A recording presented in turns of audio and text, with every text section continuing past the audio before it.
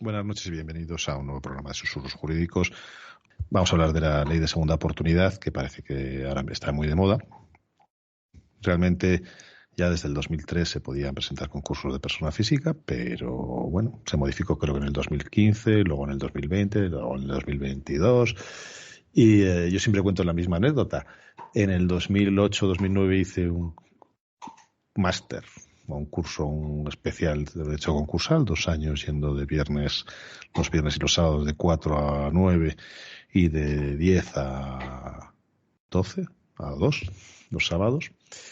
Cuando terminé en el año 2010-2011, modificaron absolutamente toda la ley concursal y se tuvo que ampliar el curso. Posteriormente, hasta el 2022 que estamos, creo que han sido 24 las modificaciones de la ley concursal, con lo cual es una materia muy específica, muy bonita, y ya no es que modifiquen la ley, sino que cada vez que la modifican, pues hay miles de cursos de magistrados o jueces especialistas en derecho concursal interpretando cada artículo como si no hubiese un mañana. Con lo cual, estamos en el 2024, parece que ya empieza a haber una orientación sobre determinados temas y bueno, pues tenemos aquí hoy a José Hermano Rivera, que es hermano de Mar, hermano, nuestra compi. Tenemos a Inma, a JR, pero sobre todo José Pepe nos va a hacer una pequeña introducción de lo que es la ley de segunda oportunidad. Agradecerte que estés aquí hoy con nosotros. Y vamos a ir viendo y desgranando cuáles son las cosas interesantes, la vivienda, los alimentos, el EPI, la exoneración del pasivo, qué se puede exonerar, hasta qué límites, todas estas cosas para que entre todos, pues bueno, pues vayamos viendo y entendiendo lo que significa esto de la segunda oportunidad. Pepe, José, te doy la Sí, palabra. Si quieres, nos haces una pequeña introducción y vamos desgranando esto. estupendo. Bueno, en primer lugar, gracias por invitarme. Estoy encantado de hablar de esto porque la verdad que desde que empecé la carrera a mí el derecho concursal me llamó la atención y especialmente me llamaba la atención, claro, que en los países del entorno y sobre todo en los países anglosajones existiera un mecanismo que eximía y ayudaba a aquellos que tenían deuda pues a continuar en cierta manera con su actividad. Esto, al fin y al cabo, es una limitación de la responsabilidad patrimonial universal, el famoso 1911 del Código Civil, y bueno, tiene una serie de requisitos y límites, a mi gusto, bastante rígidos, que efectivamente, como ha comentado Guillermo, pues se ha ido modificando a lo largo del tiempo. Efectivamente, la última reforma, la del 2022, fue la más extensa y la más prolija. En primer lugar, tenemos que decir, y a lo que le interesa a la gente, a qué afecta. Es decir, cuáles son los límites de esta exoneración.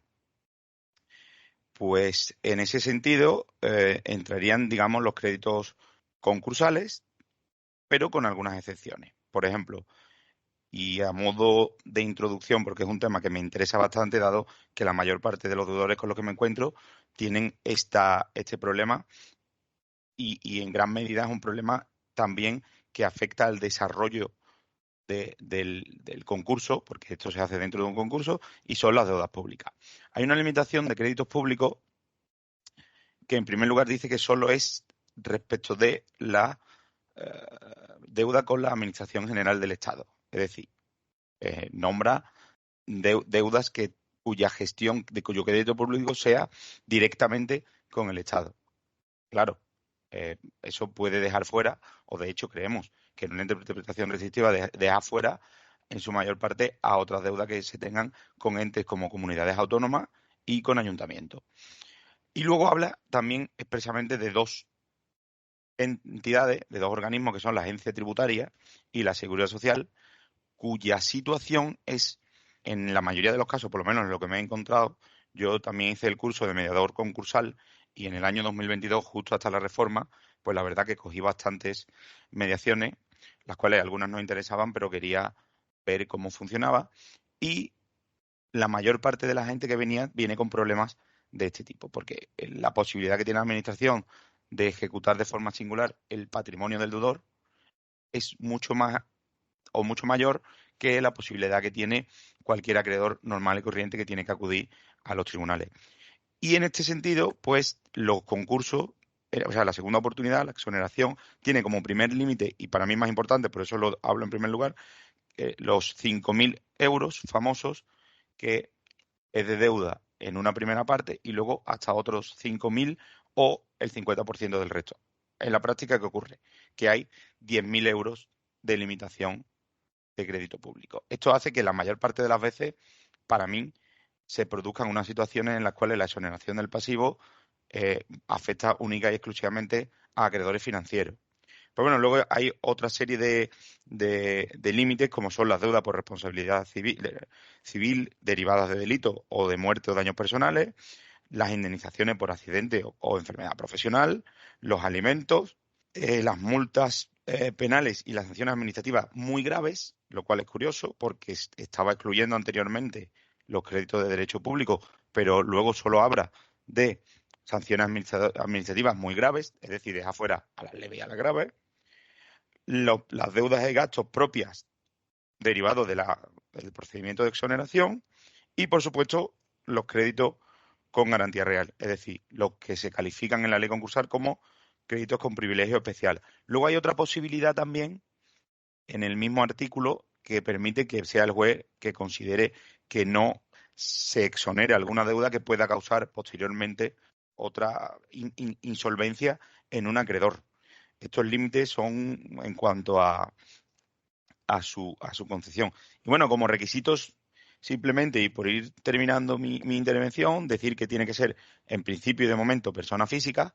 Ahora queda pendiente el tema de la microempresa, que no sé muy bien cómo se va a terminar de solucionar. Tiene que ser un deudor insolvente, de buena fe, que no haya accedido a este requisito en los últimos 2 o 5 años, dependiendo de las circunstancias personales, y que por lo menos se acceda al concurso que permite la exoneración con 2 acreedores. No se puede acceder con un único acreedor. Por mi parte, en cuanto a requisitos Pues si y quieres, límites, vamos. creo que no se me Yo, olvida yo nada. quiero, yo quiero apuntar que, desde luego, esta ley de segunda oportunidad, como habéis señalado, tanto Guillermo como tú, Pepe, por cierto, muchas gracias por Un placer. venir y por estar con nosotros esta noche. Quiero apuntar que esta ley de segunda oportunidad pues abrió una brecha, ¿verdad? Para que, sobre todo, aunque antes sí que ya se había intentado en personas, digamos que no eran empresas, para acceder a una especie de concurso, para ya, digamos, establecer un procedimiento para que estas personas que no pueden soportar el pago de deudas, ¿no? Para que puedan rehacer su vida, esa segunda oportunidad, como dice la propia ley, porque había veces que las deudas eran tales que siempre estaban ahí, no, las empresas metían acciones judiciales, hacían que no, digamos, terminase esa deuda nunca y entonces nunca sobrevivían, salían adelante. Esta ley de segunda oportunidad es precisamente lo que permite es a esas personas, a autónomos, a esas pequeñas empresas, precisamente el tener una oportunidad de volver a reconducir su vida. Hay una cosa, Pepe, que no me ha quedado clara en lo que has dicho, sobre todo en respecto a deudas con la administración. Son 10.000 euros con la Hacienda Pública como máximo, pero también está la Seguridad Social, que son otros 10.000 euros, si no recuerdo mal. ¿Es así, no, Sí, Pepe? sí, a ver, no es el total, es por lo menos en la última reforma se divide, son 10.000 euros con la agencia tributaria y otros 10.000 euros Eso. con la seguridad social. Y además establece una prelación inversa a la que viene de cobro en cuanto a la ley. Es decir, dice expresamente que se exonerarán de manera inversa a la prelación que establece el artículo, no recuerdo, pero que se establece en cuanto a la calificación de los créditos y en cuanto a su pago.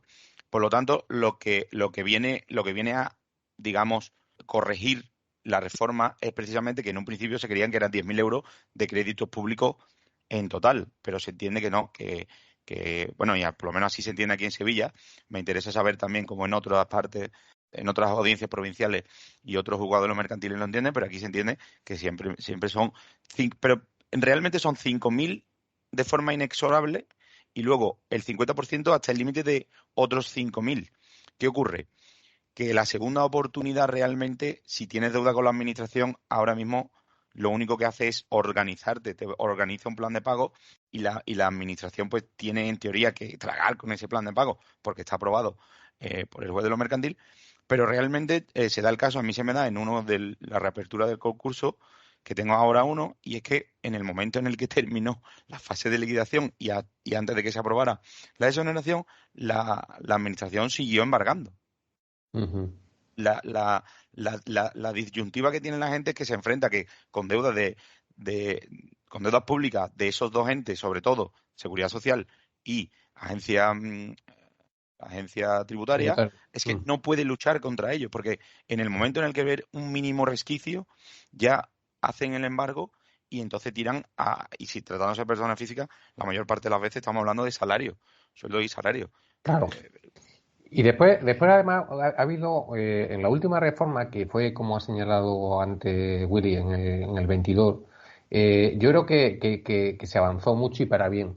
Porque yo llevé procedimientos anteriores al 22, he llevado muy pocos de estos, la verdad, pero los que he llevado han sido anteriores al 22 y ahí se requería, si no recuerdo mal, una mediación previa ante la notaría, con un mediador concursal que además había que pagar, incluso aun cuando tuviera la justicia gratuita, que yo alucinaba con aquello, ¿no? Y entonces, pues claro, la verdad es que era mucho más complejo. Sin embargo, ahora, con la reforma del 22, es más fácil, ¿no, Pepe?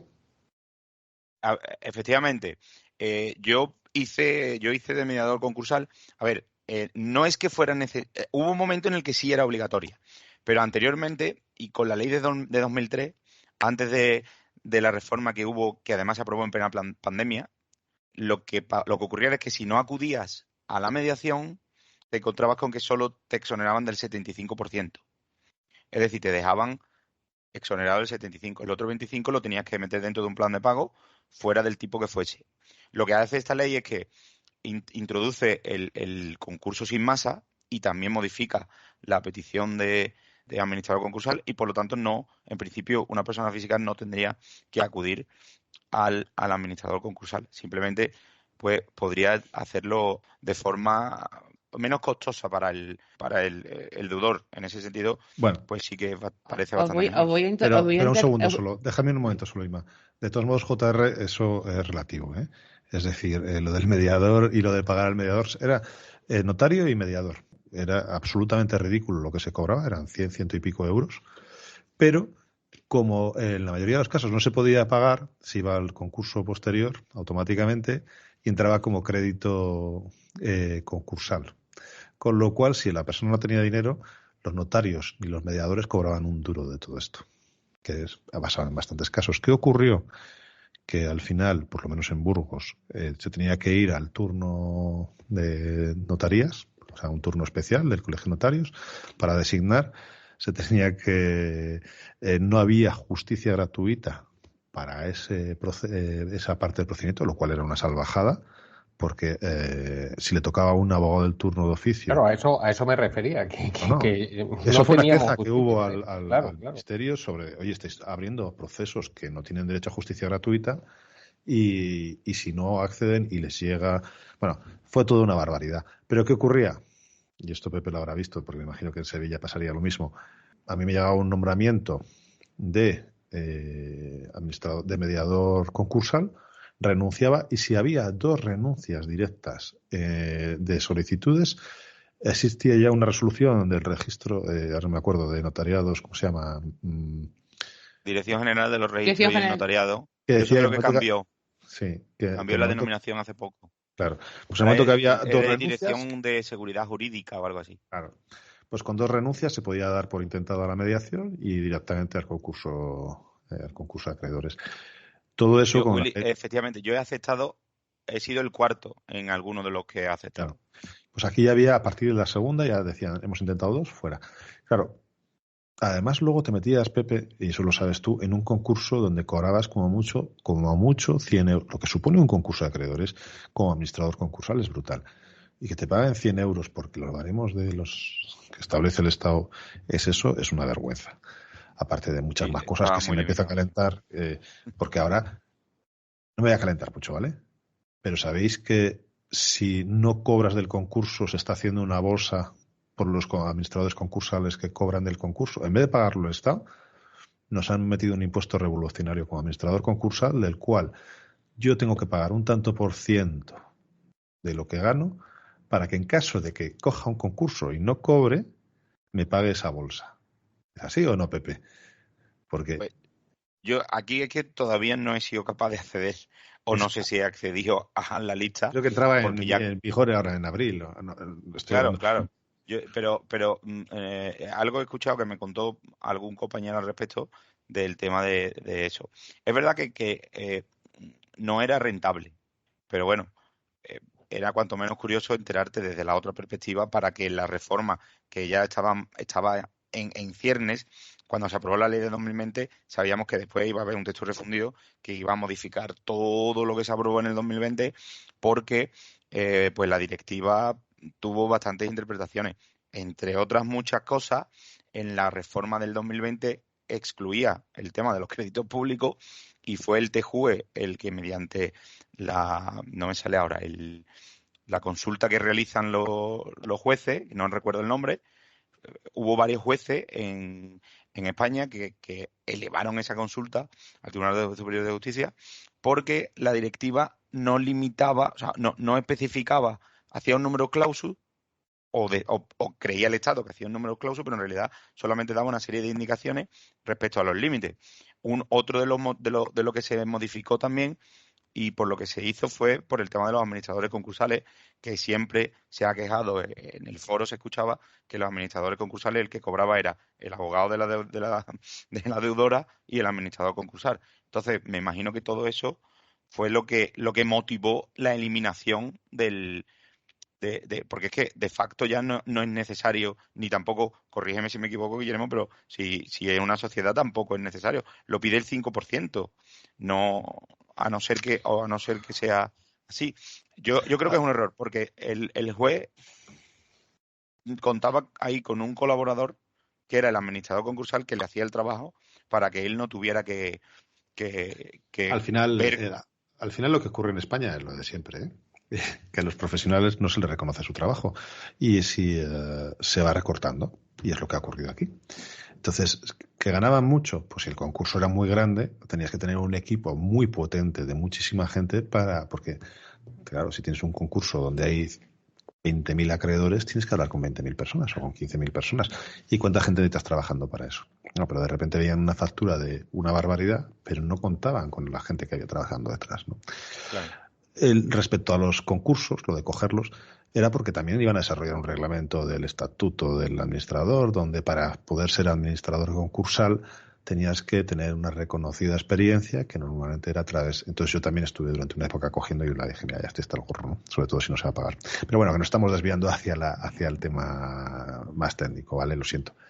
Yo quería interrumpiros porque me parece estupendo lo que estamos hablando, pero dentro de que recordemos que lo hacemos también para estudiantes de Derecho, no solo para abogados y para gente normal, a mí sí me gustaría que de forma concisa, de alguna forma, ya sabemos qué es la ley, para qué sirve, cómo se inicia el procedimiento, qué es lo que se necesita, un poquito cómo es el procedimiento.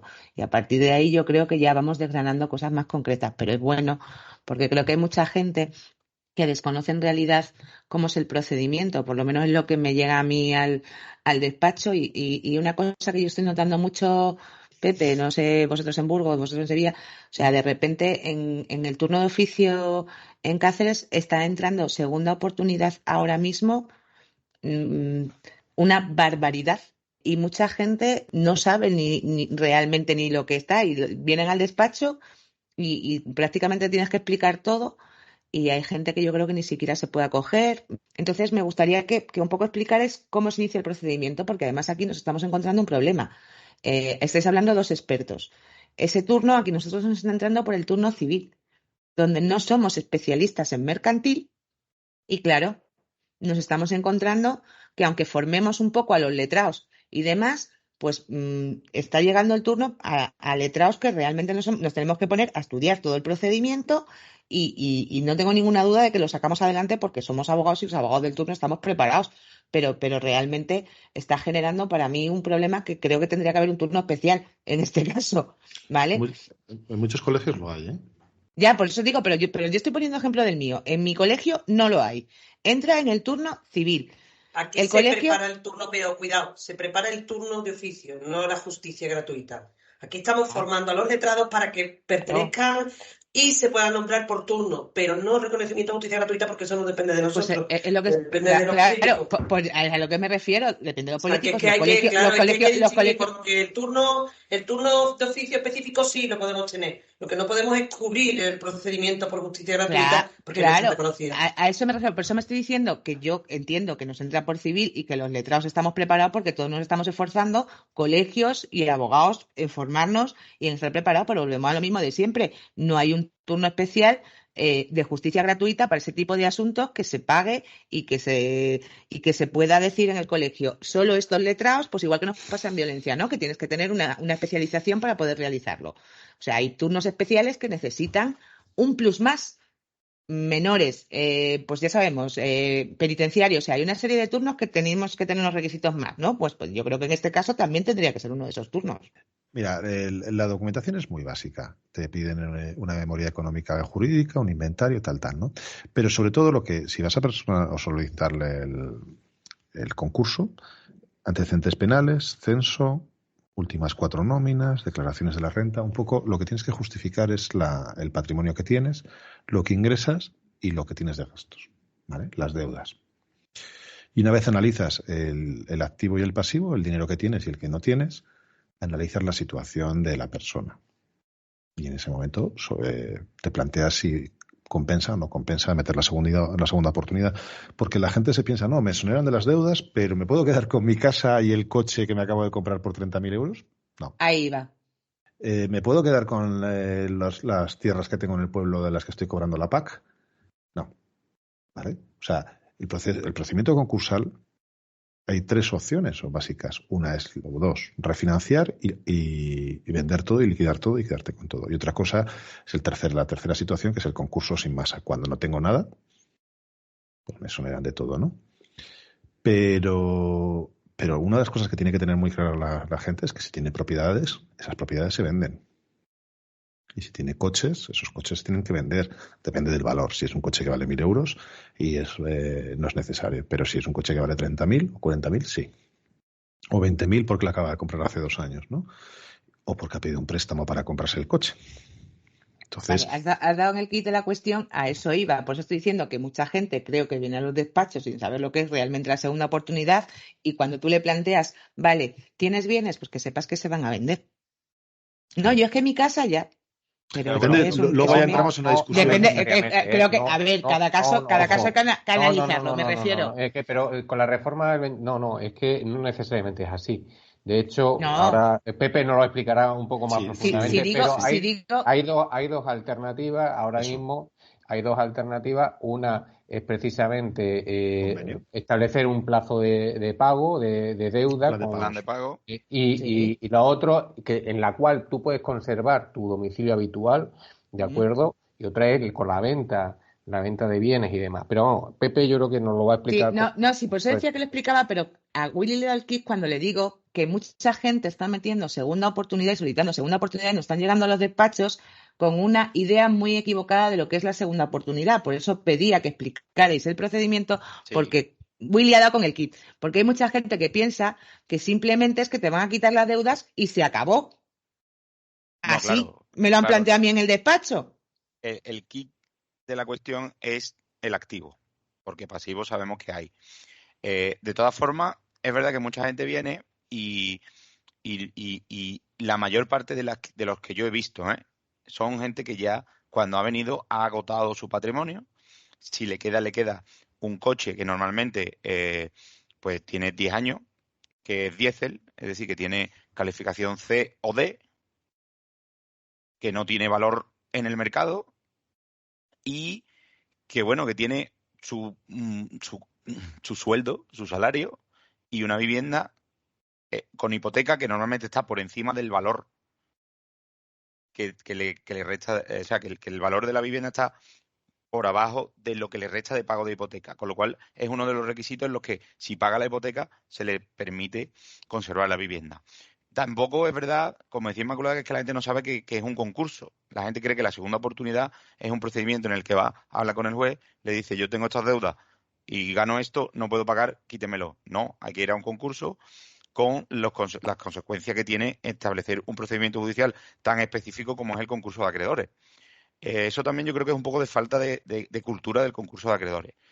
Por eso también la gente viene al concurso cuando no le queda más remedio porque ya ha mal liquidado su patrimonio. Pero en este sentido, aparte de la vivienda, que lo hemos visto varias veces, me resulta interesante de la gente, yo se lo he hecho a todos, el tema de los alimentos al deudor.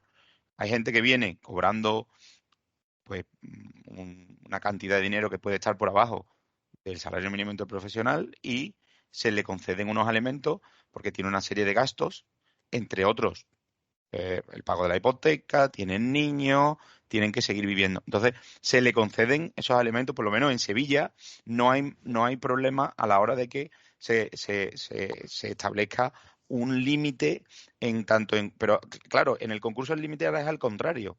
Sabemos que no podemos embargar o que no se puede embargar ciertas cantidades, ¿no? 607 de la Ley de Enjuiciamiento Civil lo dice. Pero es que ahora lo que hace es que no, todo lo que no esté en los alimentos no lo puede gastar. Yo también me encuentro con gente que se le han concedido alimentos y que luego tenía una tarjeta de crédito.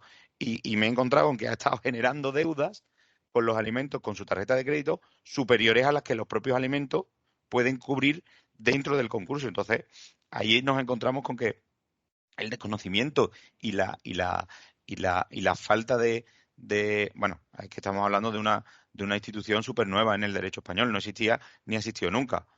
Entonces la gente tiene digamos, ese ímpetu de decir, que me puedo quitar la deuda que tengo, ya no me van a llamar más de la financiera, que ya no me van a llamar más de los bancos, pero realmente no sabe en cierta medida dónde se está metiendo. Tiene que saber que se mete en un concurso, que hay unos requisitos, que los requisitos pueden incluso llegar a ser muy específicos, porque quiero recordar que hay bueno, unas especialidades que no quiero entrar porque ya sería demasiado concreto, pero si se han derivado deudas de sociedades por la Seguridad Social y de forma solidaria por Seguridad Social o por la Agencia Estatal de Administración Tributaria, puede que no puedan acceder a la exoneración, pero en definitiva está claro que es un concurso que tienen que aportar una documentación que muchas veces tampoco nos la aportan, por lo menos a mí, porque no saben qué es lo que tienen que buscar y dónde lo tienen que buscar, y soy yo el que tengo que iniciarlo, y sobre todo porque muchas veces aparecen bienes de repente, como que tiene una casa que le dieron en el año 2000 que compró, pero que luego vendió de forma privada, pero que no hizo la escritura y que sigue inscrita, y entonces pues te encuentras con ese tipo de cuestiones. Pepe, una duda. Sí. Has hablado del derecho de alimentos. ¿Qué conceptos comprende el derecho de alimentos? Porque has hablado de hipoteca. El concepto en sí es muy parecido al concepto de alimento que existe en el código. Pero claro, ahora ya, más que lo que comprende es la cuantía lo que se tiene en cuenta. Cuando se va a pedir los alimentos, se tiene en cuenta, pues, la situación personal, tanto de lo que gana como de lo que gasta, si tiene familia. Pues también yo he visto varios casos en los que, pues, es un concurso del matrimonio. Si tienen alimentos los dos o solo uno porque no lo tienen. Pero más que lo que comprende, los alimentos es una cantidad fija que se establece, se solicita además en la petición, que ya no se le puede llamar demanda, en la petición de concurso, y que antes tenía que informar positivamente la administración concursal, pero que ahora entiendo que si está justificada por una serie de gastos que se tienen que establecer y que además en el juzgado de lo mercantil, bueno, perdón, Tribunal de Instancia Mercantil de Sevilla, porque se cambiaron el nombre, en el formulario que viene ya viene, pues digamos, una listita como de aquellas cosas que puedes ir marcando y poniendo sus cantidades a la hora de justificarle al juez que conceda esos alimentos. Suele ser vestido, ropa, el pago de la hipoteca. ¿Por qué el pago de la hipoteca? Porque los créditos con privilegio general, normalmente, si es de la vivienda habitual, tiene que seguir pagándolo porque tiene que seguir viviendo. Entonces, esa vinculación personal que existe se introduce, pero es sustento y y Mira, si vivienda. queréis, para centrar un poco, si queréis yo pongo 2 casos más o menos que he tenido el despacho para explicarlo de una manera un poco más coherente de todo, porque si no, a la gente que está fuera no va a entender las diferencias, ¿no? Yo tuve, explico uno del 2003, pero 2006, y otro de ahora, ¿no? 2003 me viene una persona que jugaba, que tenía unas deudas con 25 entidades financieras, tenía un buen sueldo, unos 3.000 euros aproximadamente, y era funcionario, tenía una mierda de coche, un Seat Ibiza hecho polvo y una casa, ¿no? En aquella época no teníamos el EPI, la exoneración del pasivo, pero lo que hicimos fue un convenio a 5 años donde se condonaba el 50% de la deuda. Otra de las cosas que hay que saber es que en el momento que entras en concurso no se generan intereses, que es muy importante. Y se le condonaba el 50% de la deuda y el primer año ponía la vivienda al día, la hipoteca. Con lo cual, a los 5 años había pagado ese 50% de la deuda y sin intereses y seguía viviendo en la casa. Este caso fue un caso de convenio con propiedad, con vivienda y con un sueldo. ¿Vale? Tenía unos problemas él de otro tipo, pero esto se solucionó. La otra opción, que es, esto es un concurso de convenio. Cuando hay dinero y hay posibilidades de refinanciar, reorganizar la vida de la persona y empezar. En ese concurso hay administrador concursal, que es lo que dice Pepe. Y en ese concurso pedimos una pensión de alimentos de 800, 900 euros, aparte de la hipoteca, para que él pues pagase la luz, el agua, el gas, la comida y todo esto. Entonces, se le administraba la vida. Todos los meses o todos los trimestres presentábamos un informe diciendo se ha pagado todo esto y se ha pagado lo que hay que pagar y tal. Y esa era una función que teníamos con administradores concursales. Bien. Eso más o menos ahora es igual, parecido, ¿no? Los plazos pueden ser más o menos. ¿Qué segunda opción hay? Que es el concurso sin masa, cuando no tiene absolutamente nada. Y entonces ahí se pide directamente la exoneración del pasivo, sin llegar a un convenio de... Es decir, ¿esto cómo puede ser? ¿O por qué puede haber pasado? Pues por muchas situaciones. Es decir, nos encontramos... crisis de la construcción dejó a muchísimos familiares avalando pisos de sus hijos y de sus padres con deudas y se quedaron sin nada, les subastaron las casas y viven en pisos de alquiler con una pensión mínima y ya está, ¿no? Y entonces presentas el concurso sin masa y dices, mira, tiene todas estas deudas y ya está. Y eso a través de 3 autos. Primero se notifica a las personas que tienen las deudas porque tienes que poner el informe y aproximadamente, ahora están tardando menos en Burgos. Los primeros han sido 1 año, ahora pueden ser 5 o 6 meses. Es un proceso muy automatizado. Pues te exoneran de las deudas que tú has referido o no has referido. Y es donde viene lo de los créditos públicos también, con el límite de los 10.000 euros que podemos acordarnos de la Agencia Tributaria de la Seguridad Social. Yo lo hago muy a menudo para mal, porque, como decía JR, este procedimiento está pensado sobre todo para autónomos y empresarios que se han arruinado, que han invertido parte de su patrimonio. ¿Y qué ocurre? Que cuando inviertes, la mayoría de las deudas que tiene un empresario son de la Tesorería General de la Seguridad Social porque es de gente que ha contratado o de impuestos que no ha podido pagar cuando caía en Barrena. Evidentemente, dices, bueno, es que hay empresarios buenos y empresarios malos. Es que hay una limitación muy importante, que es si tu empresa ha sido condenada, ha sido declarada culpable en el procedimiento concursal de tu empresa, ese importe por el que ha sido condenado culpable, esa responsabilidad, esa cuantía, esa responsabilidad no es exonerable. No sé si me explico. Yo soy administrador de una sociedad, lo he hecho muy mal, porque lo he hecho fatal, me he portado fatal, me han condenado, me han metido en un concurso de acreedores, y dentro del concurso de acreedores, en la pieza de calificación, me han declarado culpable el concurso. Y me han inhabilitado como administrador de sociedades durante 5 años y me han puesto una responsabilidad civil derivada del déficit, por ejemplo, de 1 millón de euros. Eso nunca se va a poder exonerar. Esa condena la tengo. Entonces, esas son un poco las dos situaciones. Más o no más. Y incluso dentro de, si me permite, dentro del concurso sin masa, ¿vale?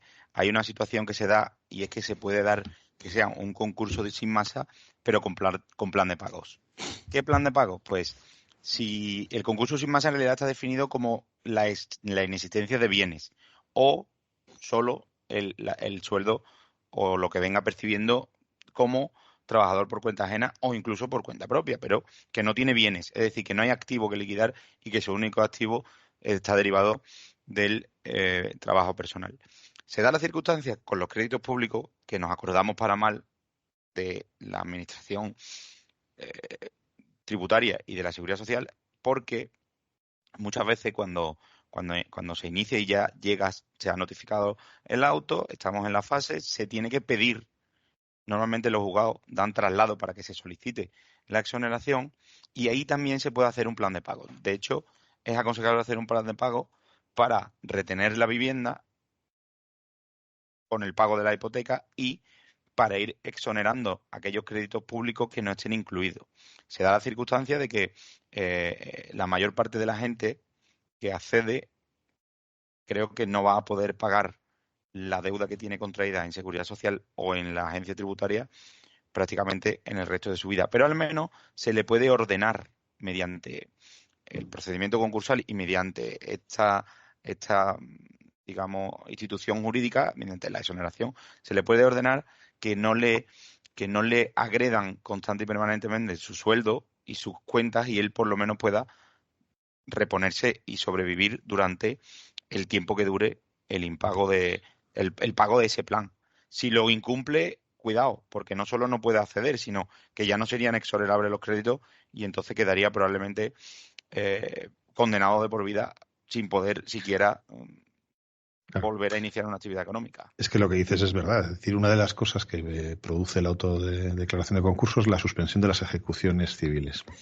Y no eso lo hace de las civiles y deberían hacer también de las administrativas. Ejecuciones administrativas y no lo hace, de facto. No lo hacen. Tienen que estar constante y permanentemente solicitando a la juez de la pared. Nosotros acabamos de contestar un monitorio aportando el auto de declaración del concurso y diciendo está reconocida la deuda. Hemos presentado el auto de declaración del concurso y además tenemos el auto de exoneración. Solicitamos la suspensión, el archivo por falta de objeto del procedimiento. Pero lo que dices, Pepe, es que es muy interesante. Cuando me vino el primero, le habían cortado hasta el agua. Porque ganaba, ya os he dicho antes, unos 3.000 euros. Pero claro, tenía una batalla de ejecuciones civiles que le embargaban por un lado el salario, le ingresaban en la nómina en una cuenta, le embargaban la cuenta y que eso ahora... Pero claro, se dio cuenta de que no podía y llegó el tío hecho unos zorros. Es decir, no tengo agua, no tengo luz, no tengo nada. Entonces... sí que es necesario esto, pues si no, la otra opción es dejar el trabajo e irte a vivir fuera de España, porque no puedes vivir. Entonces, organizar esa vida y ponerla en orden y volver a tener una oportunidad de vivir en España de una forma legal, porque ojo, otra de las reacciones cuando no existía esta ley es la economía sumergida, que eso se dice poco, es decir, la gente empieza a trabajar en B y ya está. Me hago autónomo, no facturo y trabajo en B. Entonces es recuperar a todo ese potencial económico que bueno, pues que si no le embargan hasta. Y trucos de gente que no quiere pagar, por desgracia en España tenemos miles.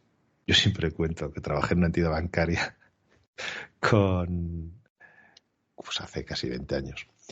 Y venía un tío a ingresar y a sacar dinero de la cuenta de su hija.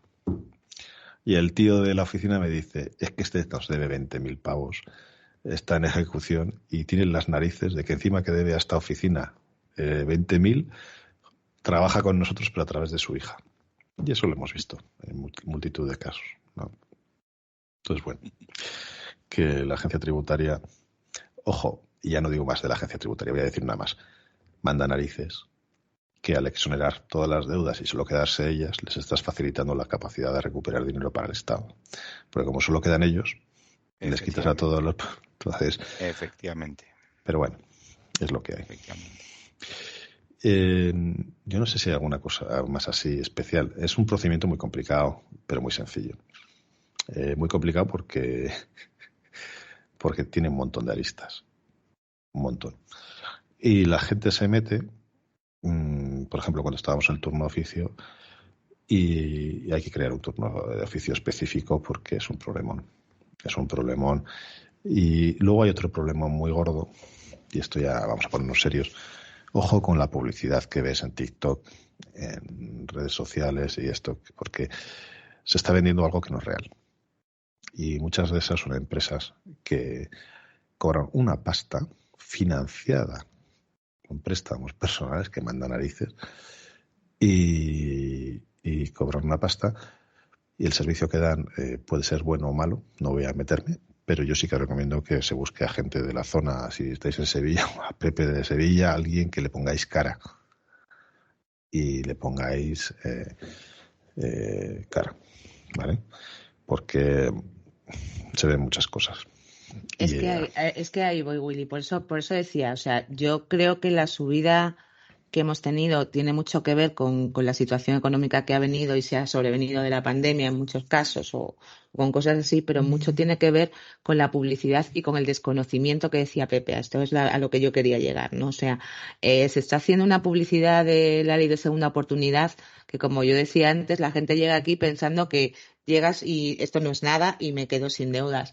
Y no se dan cuenta que es un procedimiento judicial, que es un procedimiento que tiene, como tú dices, muchas aristas y que hay muchas cosas que mirar, que ver y que no es tan sencillo. Y creo que tiene mucho que ver con lo que se está vendiendo. Con lo que se está vendiendo por gente que está sacando dinero de lo que se está vendiendo, ¿no?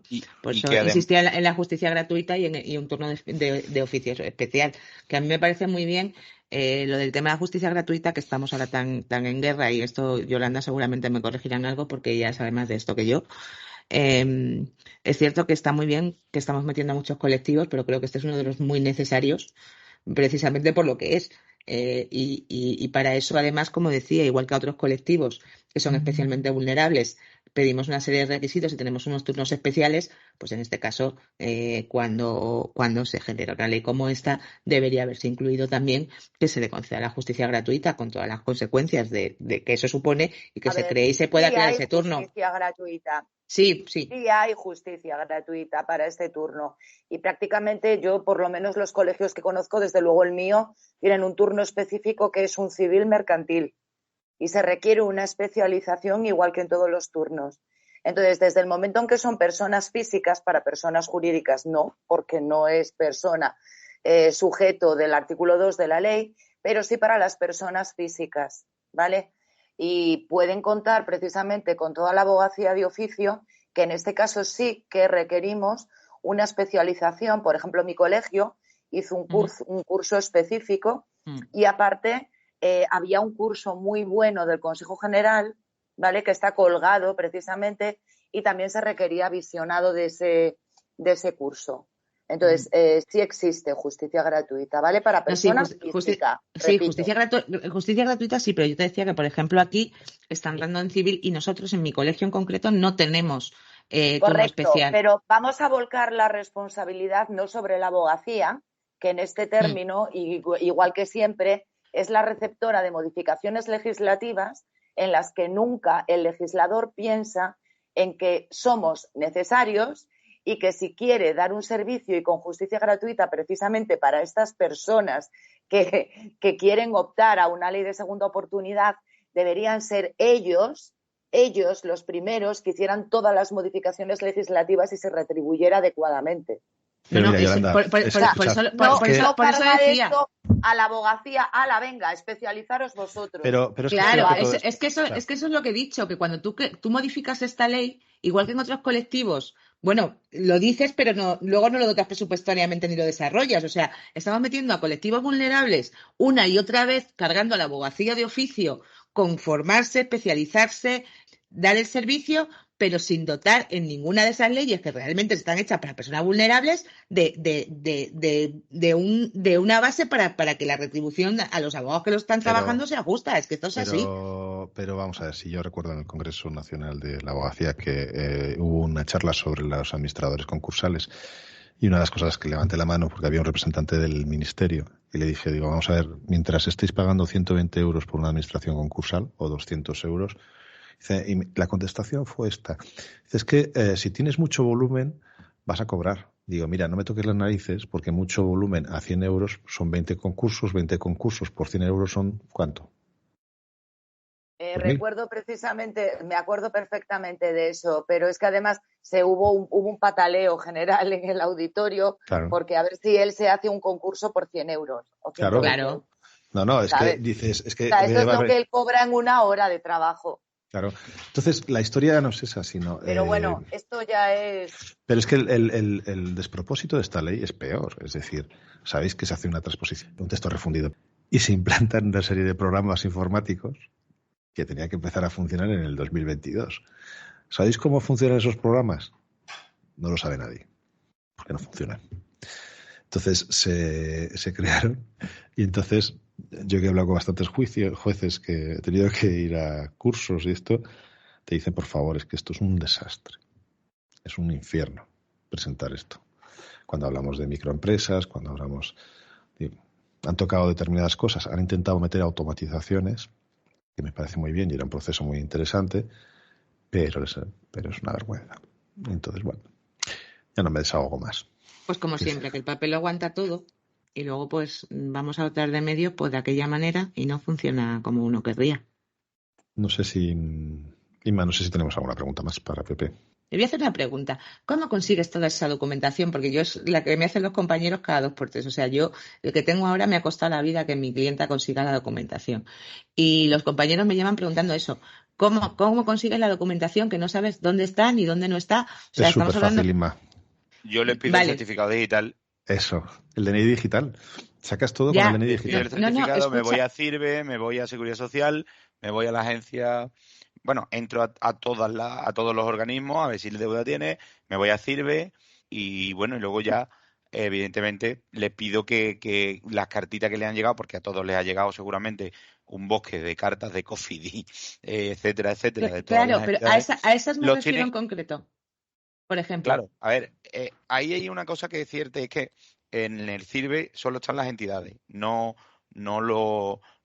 digamos los denominados fondos estos que compran.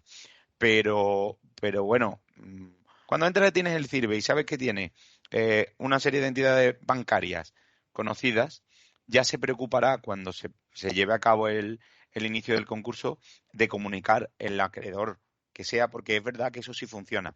Los acreedores y las entidades financieras tienen a gente que yo creo que está buscando que todo el mundo esté saliendo en el registro público concursal y en el BOE para personarse y mandar a donde haya que mandar la petición.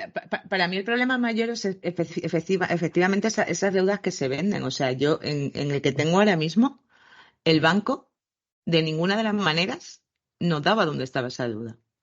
Y claro, yo le decía, pues a ver, los que te llaman... El banco base. Claro. De todos modos, Inma, mira, fíjate, nosotros hacemos una cosa que es muy básica, que es que nos firmen una solicitud para decanato del juzgado para ver qué procedimientos judiciales tiene abiertos. Sí, bueno, yo eso por ejemplo, también te digo que en algunos casos los mando a ellos directamente. El CIRVE, las demandas, los embargos, sí. Y luego ellos suelen saber, la mayoría suele saber, aunque sea un poco desastres, los procedimientos que tienen o los préstamos que han hecho. Pues yo algunos creo que ninguno. En un concurso sin masa, el otro día estaba en una charla muy interesante que la discusión era, si tú has referido todos los préstamos y se te han olvidado 3, ¿son exonerables esos 3 que no están? Pues el juez, el magistrado, decía que sí. Dice que no hace falta referir, porque aquí en Burgos lo hacen, qué parte y qué cantidad se ha exonerado de cada préstamo, y en el auto final te vienen, se exoneran estos, Bueno, la ley, ahora no me acuerdo el artículo que refirió, dice que son exonerables todos los créditos que tenga a la fecha de la solicitud del concurso. Uh-huh. Y él defendía, y así lo hace, creo que es el magistrado de Bilbao, que se dedica a esto, defiende que aunque tú no hayas referido un par de ellos o 3, o las cantidades no sean las correctas, se tiene que exonerar también, porque la ley lo que viene a decir, es un criterio, ojo, que puede ser discutible. Es que yo es un criterio, claro, es un criterio sobre el que siempre he tenido duda, o sea... Porque puede caber la trampa, puede caber que tú no digas que hay 25 créditos más escondidos y entonces no les notifiquen. Entonces, a mí me parece muy interesante ese criterio porque ayuda, ¿no? Pero bueno. Y sobre todo porque puedes haber metido el concurso y se le haya olvidado uno al cliente. ¿Qué pasa? Que eso no éramos. Claro, no, si es que ese es el problema. O sea, ni lo sabe, ni lo entiende, ni... No, o sea, es que igual que he dicho que hay gente que llega y no sabe qué lo que es siquiera la segunda oportunidad, también te digo que hay gente que llega y es que su situación personal de verdad es absolutamente de decir, no, si es que no sabe ni lo que debe, pero no porque lo haya hecho mal, es que la vida a veces es una rueda que te arrastra a una serie de situaciones en las que no llegan y no saben ni lo que deben, o sea, y te cuesta la vida a ti encontrar dónde está lo que deben y tú diciendo, bueno. Yo no sé, Pepe, el perfil que tienes tú de clientes, pero hay un perfil muy importante, si no han sido empresarios, que tienen alguno de los pecados capitales, que es juego, alcohol. Entonces, lo que dice Inma es verdad, es decir, tienen deudas y depresión. Ojo, es otra de las situaciones que te encuentras, ¿eh? Gente con la depresión que ha caído en un y no tiene por dónde salir, ¿no? Entonces, es verdad que es muy difícil muchas veces centrarles porque no son personas que igual están en su mejor momento. No.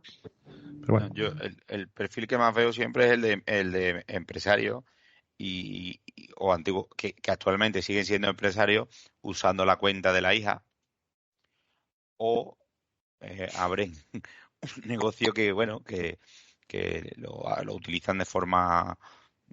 No tienen TPV, no utilizan tarjeta y más o menos van tirando. Esa gente normalmente suelen saber qué es lo que deben porque lo tienen muy claro. Y además también lo tienen muy claro porque la mayor parte de las cosas que tienen siempre tienen, lo que quieren conservar lo tienen al día. Me explico. El préstamo del coche de hace 5 años, que le va a vencer en breve, ese no van a dejar de pagarlo. La casa, la parcela que han comprado en el campo donde se van, ese tampoco han dejado de pagarlo. Y todo eso lo tienen. Es verdad que el perfil que dice Willy de jugadores, que también los hay, o de otro tipo, pues es verdad que es más complicado, pero en su mayor parte eso, o por lo menos lo que yo he visto, que no ha sido mucho, ellos lo que le han generado es una deuda con una entidad bancaria, porque la deuda de juego la han cubierto con un préstamo personal, y entonces ahí ya tienes donde digamos, localizar la deuda, o tarjetas de crédito, o... No, pero también lo que decía Willy, a veces esa crisis del 2008 que derivó en que mucha gente estuviera avalando créditos familiares y demás, yo ese perfil también me lo estoy encontrando mucho. Me estoy encontrando mucho ese perfil de gente que realmente no sabe ni lo que debe porque ha avalado y no sé ni lo que avalé, ni lo que he firmado. Y resulta que la otra persona, pues a lo mejor tenía una de las circunstancias que estamos diciendo o cualquier otro tipo de circunstancia y de repente se han encontrado con la vida hundida sin saber dónde ha ido todo ese dinero que avaló. ¿Sabes? Eso sí me lo estoy encontrando la mucho. única forma es consulta decanato, consulta sirve con el certificado digital y con lo que tenga ya. Yo siempre lo digo, como existe la posibilidad que ha estado comentando Willy, de que sean todos los créditos que tengan, aunque no lo hayas comunicado, en el momento en el que tengas una idea y hagas un inventario del pasivo más o menos, es por lo menos real, aunque no completo, ya pues empiezas, le explicas al cliente y se inicia, porque es que si no, no habría manera nunca de...